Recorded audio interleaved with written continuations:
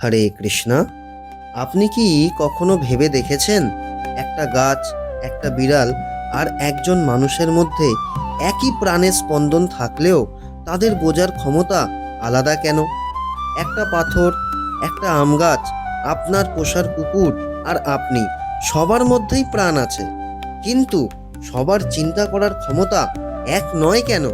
কেন কেউ শুধু দাঁড়িয়ে থাকে, কেউ শুধু খাবার খোঁজে, আর কেউ মহাকাশে যাওয়ার স্বপ্ন দেখে?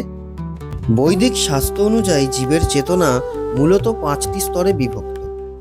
আজ আমরা জানব আমাদের চেতনার সেই রহস্যময় স্তরগুলির সম্পর্কে। জীবের চেতনার 5টি স্তর রয়েছে। প্রথম, আচ্ছাদিত চেতনা। দ্বিতীয়, সংকুচিত চেতনা। তৃতীয়, মুকুলিত চেতনা। চতুর্থ, বিকশিত চেতনা। এবং পঞ্চম, পূর্ণ বিকশিত চেতনা। জীবের চেতনার প্রথম স্তরটি হল আচ্ছাদিত চেতনা।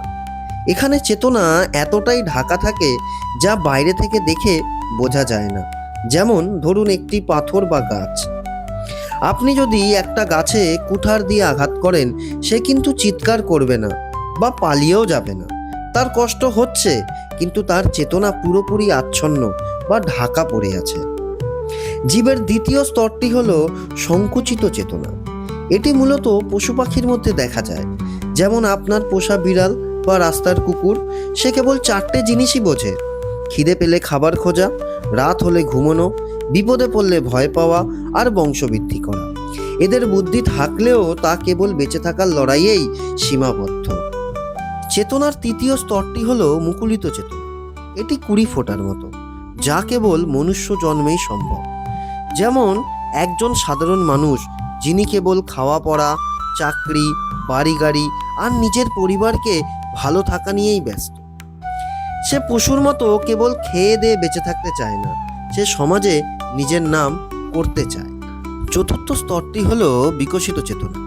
যখন মানুষ কেবল নিজের গণ্ডি পেরিয়ে বড় কিছু ভাবতে শুরু করে, নিজের জৈবিক চাহিদা বা জাগতিক উন্নতির বাইরে বেরিয়ে গভীর আধ্যাত্মিক সত্য খুঁজতে শুরু করে, তখন তার চেতনা বিকশিত হয়।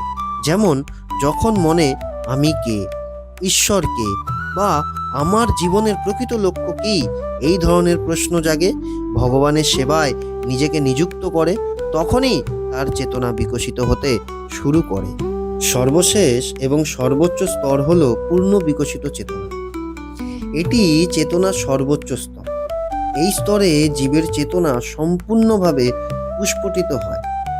সে এই জগতের মোহ থেকে সম্পূর্ণ মুক্ত হয়ে পরম সত্যের সাথে একাত্ম অনুভব করে।